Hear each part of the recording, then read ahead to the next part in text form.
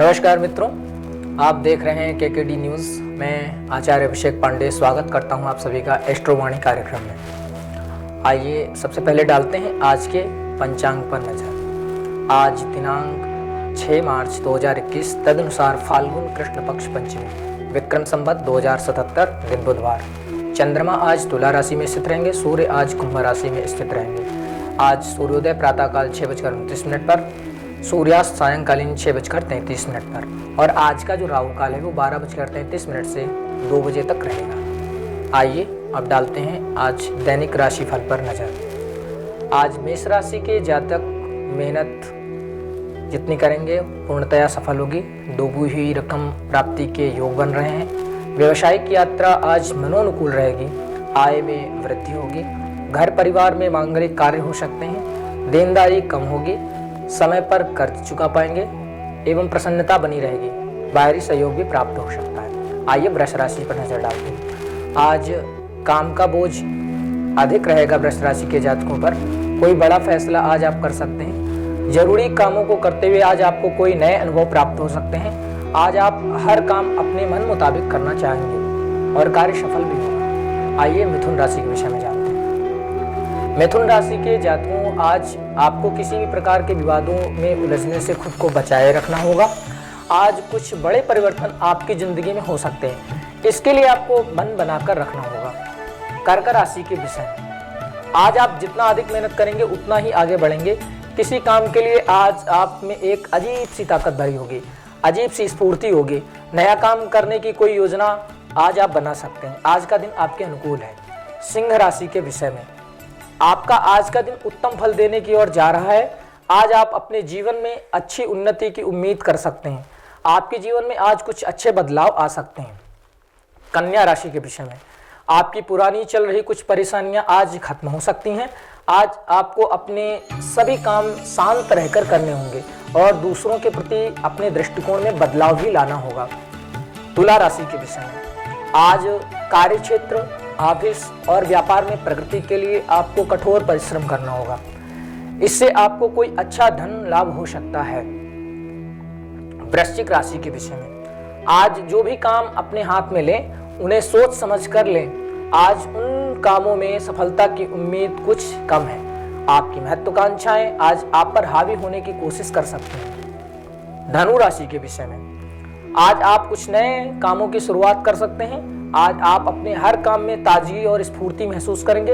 अपनी इच्छाओं को पूरी करने के लिए आज आप अधिक धन खर्च कर सकते हैं। मकर राशि के विषय में, आज कार्यक्षेत्र, ऑफिस और व्यापार से संबंधित चल रही समस्याएं कुछ हद तक कम हो सकती हैं। आपके घर परिवार की चिंताएं आज आपको परेशान कर सकती हैं। कुंभ राशि के विषय में, आज आप घर पर अपने परिवार के साथ अच्छा समय व्यतीत कर सकते हैं, परंतु इसके तुरंत बाद आपको घर से बाहर निकलने के लिए एक अजीब तरह की बेचैनी महसूस हो सकती है।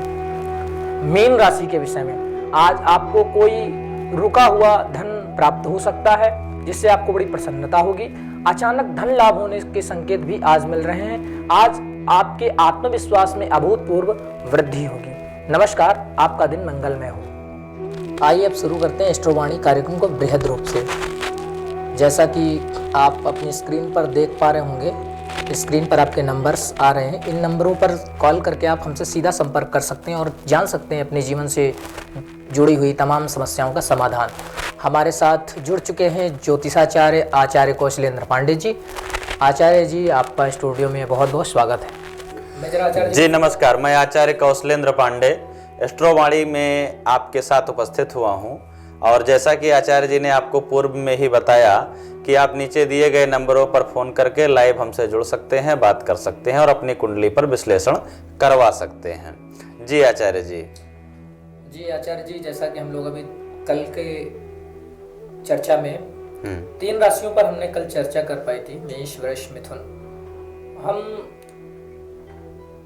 आज चर्चा करना चाहते हैं कि अभी कर्क राशि के विषय में। कर्क राशि के जातकों का प्रायः स्वभाव कैसा होता है? कर्क का स्वामी होता है चंद्रमा। आपने बहुत सुंदर प्रश्न किया। हम लोग पिछले एपिसोड में 3 राशियों पर चर्चा की है। कर्क का स्वामी होता है चंद्रमा और चंद्रमा खास ये है कि मन का ही कारक होता है। चंद्रमा से प्रभावित व्यक्ति, अब ये निर्भर करता है कि कर्क राशि अगर व्यक्ति की है, जातक की कर्क राशि है, तो चंद्रमा कुंडली में कहाँ स्थित है, उसकी क्या युति है, किन किन ग्रहों के साथ कहाँ बैठा हुआ है, तो उस पर भी डिपेंड करता है कि उसका स्वभाव क्या होगा। हम इस चर्चा को आगे बढ़ाएंगे। अभी हमारे साथ एक कॉलर जुड़ चुके हैं। जी नमस्कार। जी नमस्कार दीदी। जी आपका शुभ नाम? जी सृष्टि है। जी सृष्टि को दीदी, सृष्टि। सृष्टि नाम है आपका? जी ये सृष्टि जी, अपनी बर्थ डिटेल्स बताएं। आपकी डेट ऑफ बर्थ क्या है? हेलो जी आपकी डेट ऑफ बर्थ क्या है सृष्टि जी? डिटेल्स मेरी है 6 जून 2001। 6 जून 2001। जी जी आपका जन्म समय क्या है सृष्टि जी? सर्विस में 12:15। जन्म स्थान आपका कहाँ है सृष्टि जी? हरदोई। हरदोई। हरदोई जन्म स्थान है आपका। जी सृष्टि जी, क्या प्रश्न है आपका सृष्टि जी? पंडित जी मेरा प्रश्न ये है कि आजकल कुछ समस्याएं, घरेलू समस्याएं बहुत परेशान कर रही हैं, तो उसका उपाय हमें बताइए। जी जैसे कि हम आचार्य जी से जानेंगे आपकी कुंडली के बारे में। आपकी जो कुंडली है वो सिंह लग्न की कुंडली आपकी तैयार हुई है। ये चर्चा करते हैं आचार्य जी से। आचार्य जी, जातक की सिंह लग्न की कुंडली है और जन्म राशि जो है वो वृश्चिक बन रही है। अभी हम आप चर्चा कर भी रहे थे कि चंद्रमा की क्या स्थिति होगी, और वृश्चिक जन्म राशि है और वहां जाकर चंद्रमा नीच हो जाता है। अभी हम लोग कर्क राशि पर चर्चा कर रहे थे। कर्क राशि का स्वामी चंद्रमा होता है, चंद्रमा इनका वृश्चिक में जाकर के नीच हो जा रहा है, तो इनका प्रायः मन अशांत रहेगा। किसी एक कार्य में तो इनका मन ही नहीं लगेगा। जातिका का स्वभाव, क्योंकि सिंह लग्न की कुंडली है तो राजसी गुण होंगे, महिलाओं वाले कोई स्वभाव नहीं होंगे, यानी जो लड़कियों का स्वभाव होता है कोमल, वो नहीं होगा। पुरुषत्व अंदर व्याप्त होगा, राजसी स्वभाव होगा। अपने जिद के आगे किसी की बात अच्छी नहीं लगेगी। नेतृत्व करने का पावर होगा, लीडरशिप क्वालिटी होगी ऐसे जातक के अंदर। इनका मुख्य प्रश्न है कि कुछ सही नहीं चल रहा है, घरेलू समस्याओं से ग्रसित हैं। तो इनके कुंडली में पूर्णतया पितृदोष है। तो पितृदोष के मंत्रों का जैसे है देवताभ्य पितृभ्यश्च महायोगिभ्येव च नमः स्वाहायै स्वाधायै नित्यमेव नमो नमः। इस मंत्रों का सायंकालीन जाप करें। विष्णु सहस्त्र नाम, श्रीमद् भगवत गीता, श्रीमद् भागवत महापुराण इत्यादि का भी अगर पाठ पारायण करें, यानी भगवान विष्णु के चरण शरण ग्रहण करें, तो निस्संदेह इनको लाभ प्राप्त। पितृदोष से युक्त है, तो मतलब आपका कहने का तात्पर्य ये कि पितृदोष की शांति के निमित्त जो भी उपाय है शास्त्रीय जी किया जाए तो घरेलू समस्याओं से समाधान पाया जा सकता है। बिल्कुल पाया जा सकता है, क्योंकि पितृदोष के उपाय के बिना अगर मान लीजिए इनको तनिक थोड़ा राहत मिल भी गया, तो जो परमानेंट राहत मिलनी चाहिए वो नहीं मिल पाएगी। जी पंडित जी, और है थोड़ा मन भी अशांत रहता है, तो उसका क्या कारण है?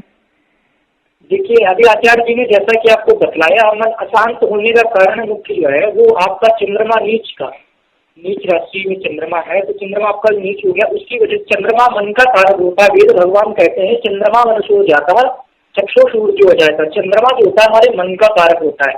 अगर चंद्रमा नीच राशि में स्थित हो जाता है तो हमारे प्रायः नकारात्मक विचार ज्यादा आते हैं। अब चंद्रमा को क्या उपाय करने चाहिए? चंद्रमा के लिए ये मोती भी धारण कर सकती है, कच्ची मोती भी धारण कर सकती है जी। और सफेद वस्तुओं का, दूध है, खीर है, चावल है, सफेद वस्त्र है, उसका दान करके भी चंद्रमा को ठीक किया जाए। देखिए कुछ ना कुछ तो उपाय जातिका को करना पड़ेगा जी। कुंडली में जैसे मान लीजिए कोई दोष है, शरीर में कोई बीमारी हुई, तो कुछ ना कुछ तो इलाज करेंगे। बिल्कुल बिना दवा खाए हम ये कैसे संभव कर लें कि हम ठीक हो? तो चंद्रमा ठीक नहीं है तो चंद्रमा का उपाय करें और पितृदोष से उसका उपाय करें, 100% इनको लाभ प्राप्त होगा जी, और पूर्णतया संतुष्ट होगा जी। जैसा कि अभी हम लोग चर्चा कर रहे थे आगे, तो कर्क राशि के विषय में।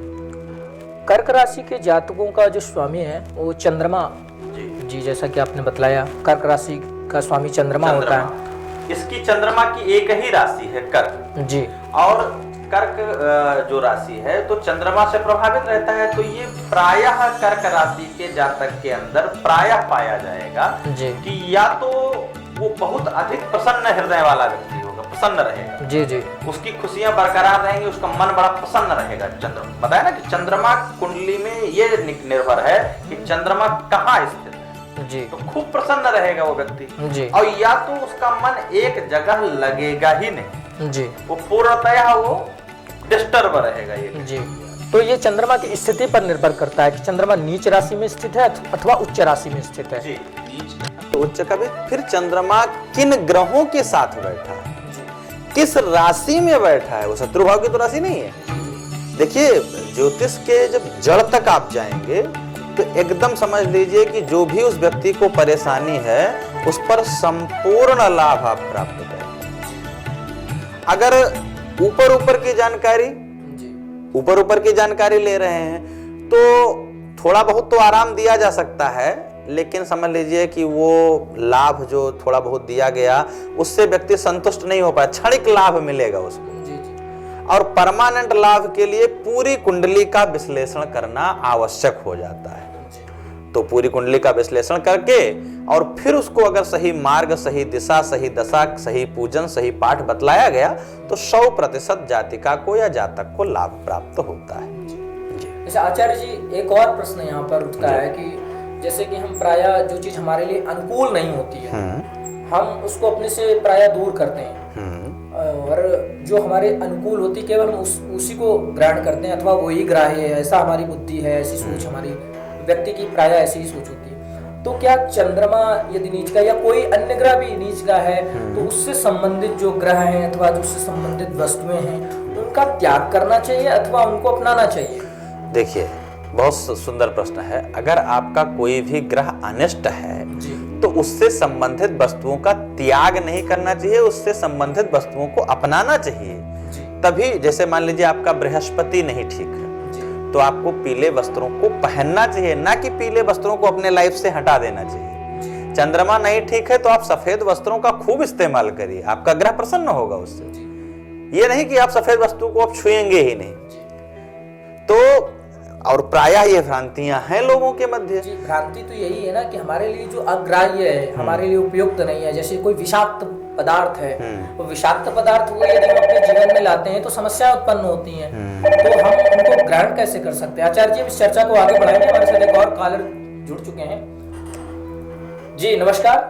प्रणाम पंडित जी, मैं हरिओम मिश्रा लखीमपुर खीरी से आपसे बात कर रहा हूँ। जी स्वागत है हरिओम मिश्रा जी आपका कार्यक्रम में। अपनी बर्थ डिटेल्स बताएं, आपकी डेट ऑफ बर्थ क्या है? जी 20 जनवरी 1997। 20 जनवरी 1997 1997। जी समय क्या है आपका? जानना चाहता हूँ कि आपका जन्म समय क्या है? हरिओम जी कंसंट्रेट नहीं होता है, मतलब एकाग्र नहीं रहता है कुछ भी करने के लिए। जी जी आपका कुछ भी करना चाहता हूँ तो मेरा मन इधर उधर भटकने लगता है। हरिओम जी पहले अपना जन्म समय बताएं। जी आपका जन्म समय क्या है? 20 जनवरी 1997। टाइम बताएं सर। टाइम शाम 4 बजे। शाम को? जी सायंकालीन 4 बजे। जी। जन्म स्थान कहाँ का है आपका? जी जन्म स्थान लखीमपुर खीरी का ही है। लखीमपुर खीरी का जन्म स्थान है आपका? जी जी। आपका जो प्रश्न है सार्वभौमिक प्रश्न है कि मन एकाग्र नहीं रहता, जी कंसंट्रेट नहीं हो पाता है, जी वर्क इत्यादि में फोकस नहीं हो पाता है, यही प्रश्न है ना आपका? Yes sir. जी आइए जानते हैं आचार्य जी से आपकी समस्याओं का। कुंडली इनकी बनकर तैयार हुई है। मिथुन लग्न की कुंडली है और मिथुन राशि भी है इनकी। मृगशिरा नक्षत्र के तृतीय चरण में इनका जन्म हुआ है जी। और चंद्रमा इनके शरीर यानी सिर पर ही विद्यमान है जी। तो चंद्रमा से ये भी प्रभावित है। आज ईश्वर की कृपा है कि हम कर्क पर चर्चा भी कर रहे हैं और बार बार चंद्रमा की बात आ रही है जी। तो चंद्रमा इनके शीश पर, सिर पर सवार है और इनका मन न एकाग्र रह रहा है और न रह पाएगा अगर इन्होंने चंद्रमा की कोई शांति या शांतत्व उपाय नहीं किए तो। द्वितीय कारण ये भी है कि यह कुंडली के चतुर्थ स्थान से मांगलिक है जी। राहु और मंगल के चतुर्थ स्थान पर विद्यमान है। जो अंगारक दोष जैसा निर्माण करता है। जी, अंगारक दोष का निर्माण होता है तो व्यक्ति के कार्य बनते बनते बिल्कुल ऐन मौके पर बिगड़ जाते हैं, जी, काम बन ही नहीं पाता। जितनी मेहनत करते हैं उतना रिजल्ट नहीं मिलता। जितना, जैसे मान लीजिए जितना परिश्रम हुआ उसका अनुकूल परिणाम नहीं मिला। तो अब अंगारक दोष है, क्योंकि चंद्रमा भी ठीक नहीं है, सिर पर ही सवार है, तो इन परिस्थितियों में जातक को सामना दुखद करना पड़ेगा। तो इनको 3 ग्रहों को साधना पड़ेगा जी, राहु, मंगल और चंद्रमा, तीनों की एक क्रमशः पूजन पाठ करें या करवाएं, इनको 100% लाभ मिलेगा और अंगारक दोष की यथासंभव शांति करवाएं, पूर्णतया लाभ प्राप्त कीजिए, तभी इनको लाभ पूर्णतया मिल पाएगा।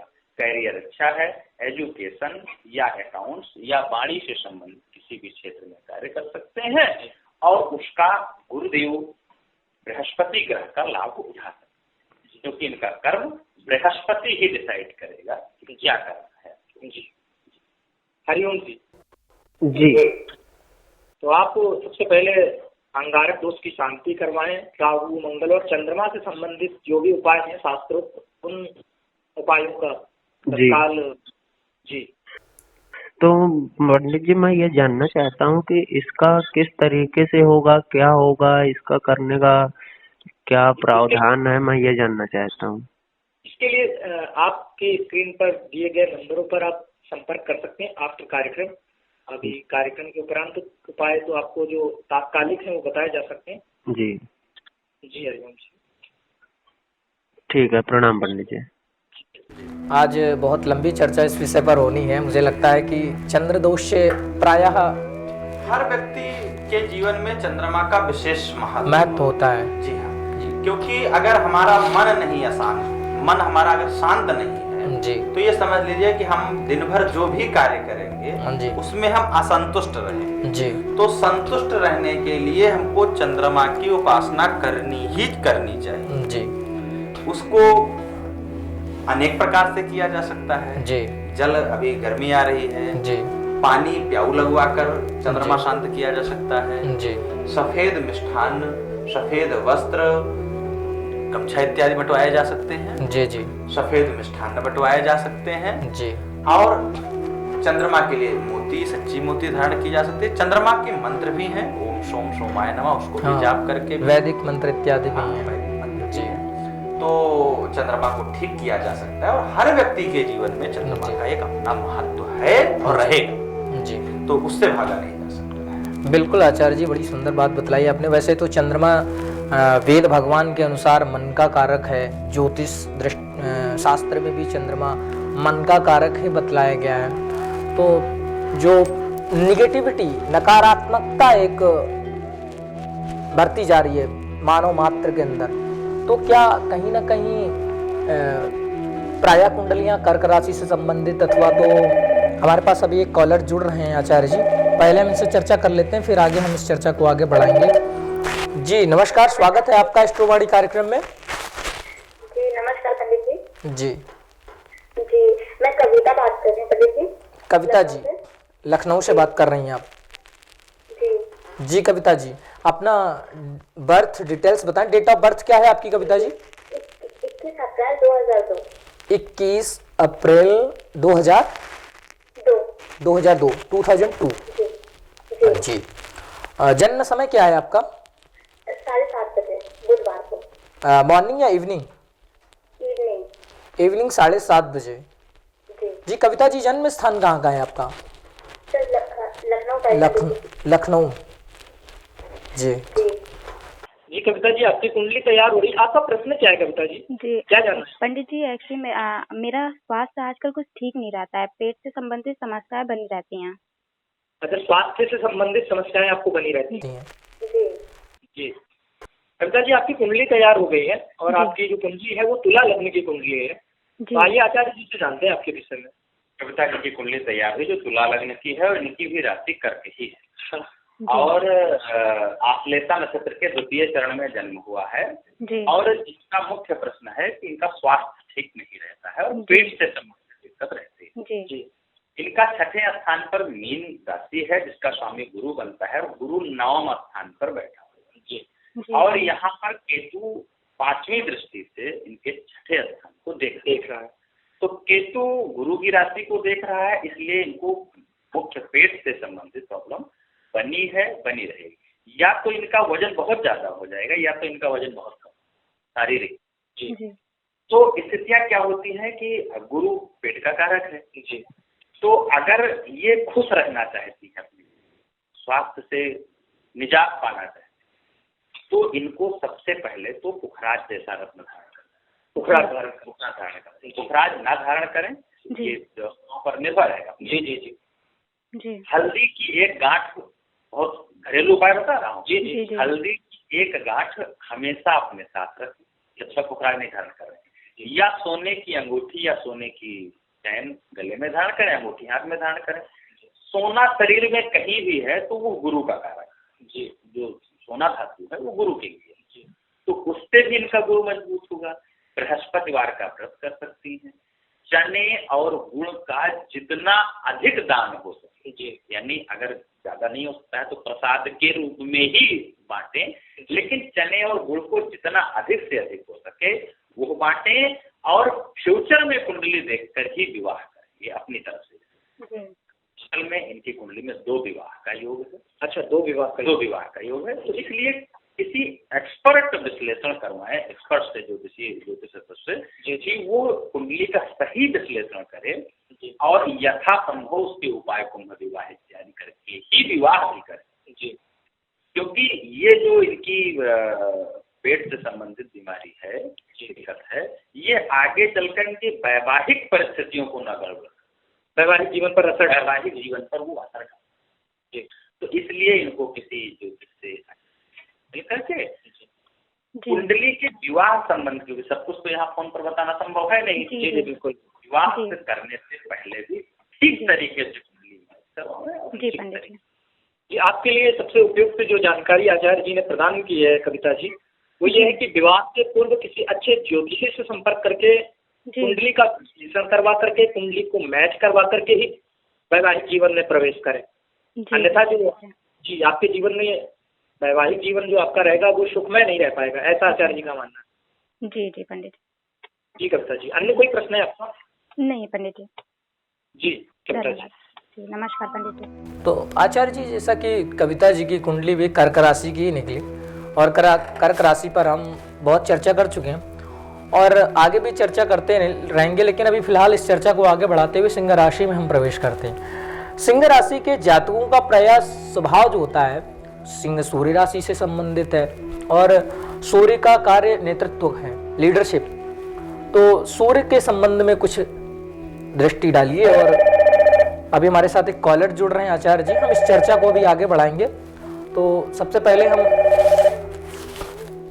हेलो जी, नमस्कार, स्वागत है आपका एस्ट्रोवाणी कार्यक्रम में।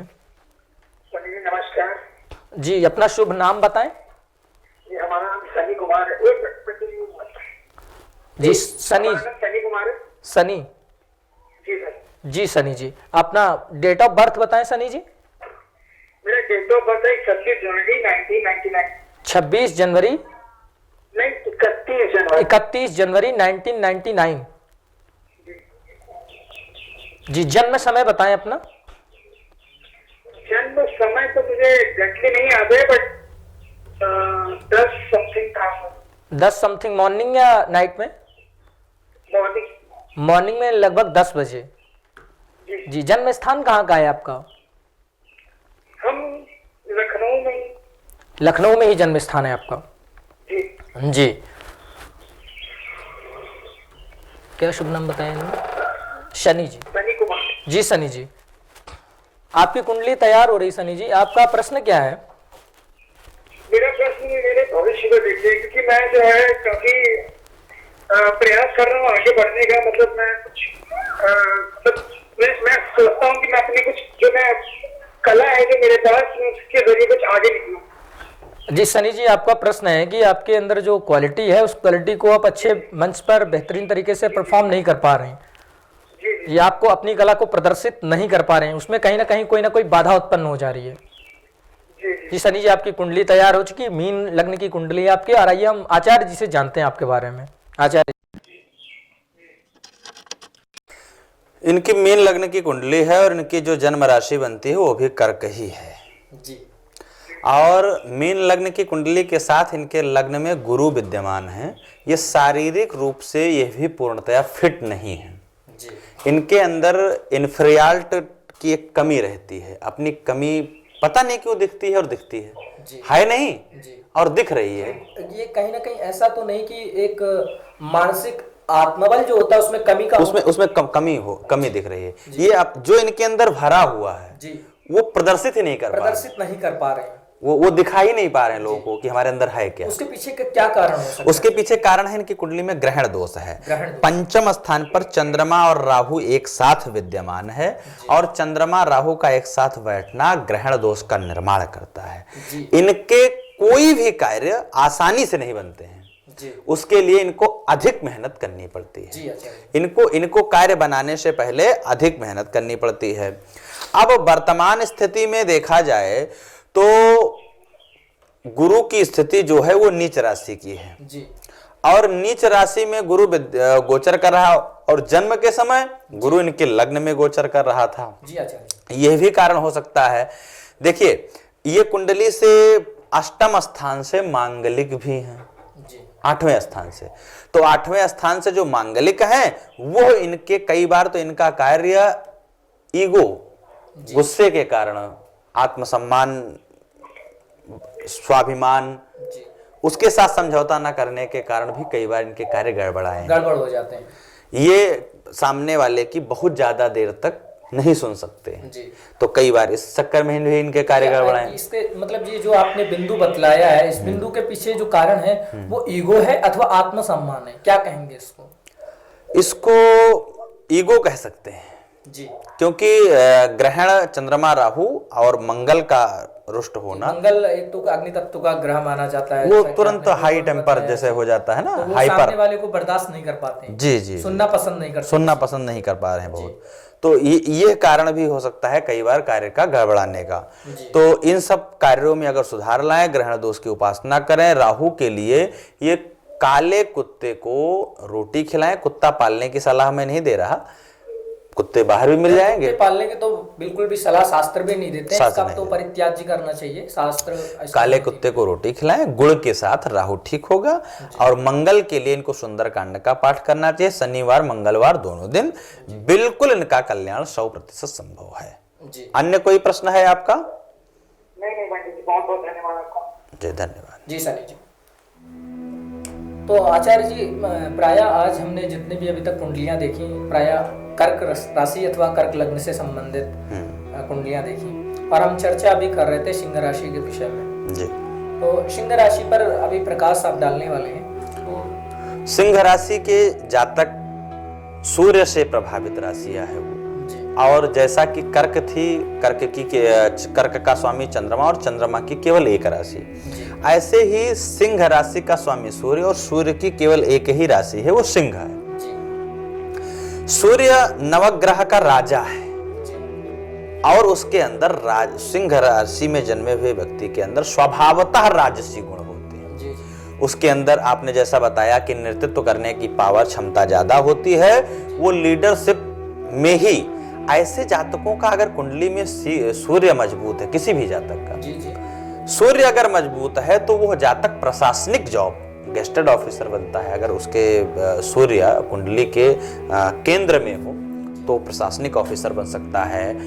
गवर्नमेंट की तरफ से हर प्रकार का लाभ प्राप्त कर सकता है, सरकारी लाभ प्राप्त कर सकता है सूर्य का केवल मजबूत होना कुंडली में। सिंह राशि में जन्मा हुआ व्यक्ति जिद्दी भी हो सकता है, वो हठी भी हो सकता है, उसका जिद हठ, वो उसके अंदर ईगो प्रॉब्लम भी हो सकती है, क्योंकि सूर्य अपने आगे फिर किसी को न सोचता है और न समझता है। वो चाहता है जो मेरा निर्णय है वो अंतिम और सर्वमान्य हो, वो सही हो गलत हो ये सुनना ही नहीं चाहता। वो यही चाहता है बार बार कि मैं जो कह रहा हूं यही सच है और इसी पर पूरी दुनिया को काम करना चाहिए। बड़ी सुंदर बात बतलाई आचार्य जी। यहाँ पर मैं कुछ और इसमें जोड़ना चाहूंगा प्रश्न में। जैसा कि आपने बताया कि सिंह के सारे गुण सिंह राशि के जातकों में अथवा लग्न में मौजूद होते हैं जी। तो सिंह का एक और गुण होता है कि सिंह शेर जब शिकार कर लेता है तो आराम फरमाता है, अव्वल दर्जे का आलसी माना जाता है सिंह। तो क्या ऐसे जातकों में आलस्य पाया जाता है? बिल्कुल, सिंह राशि का जातक जो होता है वो बिल्कुल आलसी हो सकता है, लिहाजा ये केवल राशि देखकर नहीं कही जा सकती। अन्य ग्रह अगर उसके सपोर्ट में होंगे तो आलसी होगा, अगर उसके अन्य ग्रह फेवर में नहीं है तो इसको मार्क नहीं किया जा सकता है। एकदम से नहीं कहा जाता कि नहीं सिंह राशि में आपका जन्म हुआ, क्योंकि और 8 ग्रह किस स्थिति में हैं? अस्त तो नहीं है, सोए तो नहीं है, उच्च स्थिति को प्राप्त होंगे तो कैसे आलसी होगा व्यक्ति? जब और जो आपके सपोर्टेड ग्रह होते हैं वो आलसी, वो अस्त हो गए, वो क्या कहते हैं वक्री हो गए, तो ऐसा जातक इन स्थितियों को आलस्य को प्राप्त करता है। लेकिन अन्य ग्रह अगर उच्च स्थिति में है या अन्य ग्रहों की डिग्री पावर अच्छी है तो आलसी होना कोई ये विशेष केवल राशि में जन्मा हुआ व्यक्ति के नाम पर मार्क नहीं किया जा सकता। जैसा कि सूर्य लीडरशिप क्वालिटी को डेवलप करता है जी, और प्रायः जो जातक सिंह राशि से संबंधित होते हैं या अथवा जिनकी सिंह लग्न होती है, सूर्य जिनका बलिष्ठ होता है, उच्च स्थान पर विराजित होता है, ऐसे जातक प्रायः समाज का नेतृत्व करते हैं जी, एक समुदाय का नेतृत्व करते हैं, राजनीतिक भी अच्छा लाभ प्राप्त करते हैं जी, राजनीतिक लाभ अच्छा प्राप्त कराता है जी। तो ये सिंह के सूर्य के प्रायः ये गुण पाए जाते हैं कि उनमें लीडरशिप क्वालिटी ऑटोमेटिक होती है जी। वो गॉड गिफ्ट समझ लीजिए, गॉड गिफ्ट है वो मनुष्य नहीं अपने अंदर डेवलप कर सकता, वो गॉड गिफ्टेड वस्तु है, आपको मिली हुई है, आप उसका भोग करिए। आप अपनी कुंडली का विश्लेषण करवाइए किसी एक्सपर्ट से और आपको लगे कि आपका सूर्य मजबूत है तो आप उसका लाभ लीजिए। किसी क्रूर ग्रह के साथ में यदि विद्यमान है तो क्या सूर्य नीच स्थिति में भी जाता है? बिल्कुल, सूर्य मेष राशि में जाकर के नीच हो जाता है। अच्छा, सूर्य मेष राशि में जाकर के नीच हो जाता है। आचार्य जी, सूर्य जो ग्रह है इसकी चर्चाएं तो बहुत बड़ी हैं। आप ऐसे समझ लीजिए कि जैसे आपने पूछा कि सूर्य भी क्या नीच का होता है, तो हाँ, सूर्य तुला में जाकर नीच और मेष राशि में जाकर ये उच्च हो जाता है। और सूर्य के बारे में जितनी चर्चा की जाए उसके लिए समय कम पड़ जाएगा। हमारे आपकी एक समय मर्यादा भी है, सूर्य के बारे में हम नेक्स्ट डे अच्छी चर्चा करेंगे। समय अनुमति प्रदान नहीं कर रहा है, इसलिए आज की चर्चा को हम यहीं पर विराम देंगे और कल विस्तार पूर्वक सूर्य से संबंधित राशियों पर विश्लेषण करेंगे। और तब तक के लिए दीजिए इजाजत। नमस्कार। नमस्कार। आपका दिन मंगलमय हो। राधे।